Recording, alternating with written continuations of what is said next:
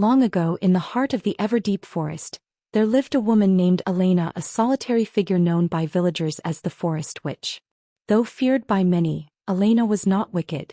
Her magic came from nature itself. She spoke the language and understood animals, healed the sick with bark and root.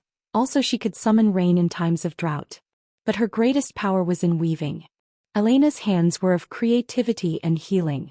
When her daughter fell gravely ill during a plague that swept through the ever-deep forest, Elena poured all her magic into crafting a cloak not for warmth, but for protection.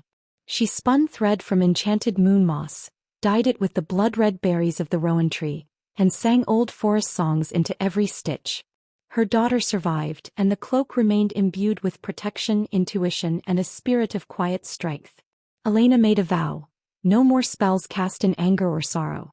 She hung her wand in the rafters and left behind her title of witch, becoming simply grandmother.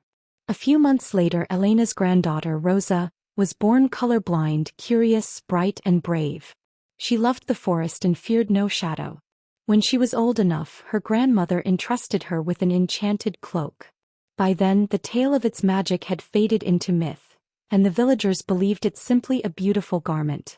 Rosa wore it proudly, unaware of its deeper power of protection. To them, she became Little Red Riding Hood, and her nickname Red. Grandmother knew the forest had grown darker again. She felt the presence of darkness in the air. Something stirred an ancient wolf, born of trickery and hunger, who wore many faces. Some said he could speak like a man. Others claimed he could read your fears and mirror them. On the day Red was to bring food to her ailing grandmother, the forest whispered warnings, soft rustles, shadowy movements, and unease in the air. The cloak shimmered faintly, sensing danger. The wolf, cloaked in charm and clever words, met Red on the path. He asked where she was going, and something about his smile chilled her. Though she gave him no clear answers, the wolf still found his way to grandmother's cottage first. When Red arrived and saw the door ajar, the cloak pulsed with warmth. He paused, listening. Her grandmother would never leave the door open. As she entered, the wolf tried to play his part, but the cloak's enchantment made his disguise unravel. His voice faltered. His shadow lengthened. And Red, her heart pounding, didn't scream or run. She stepped forward, asking, "Why do you wear a mask to hide?"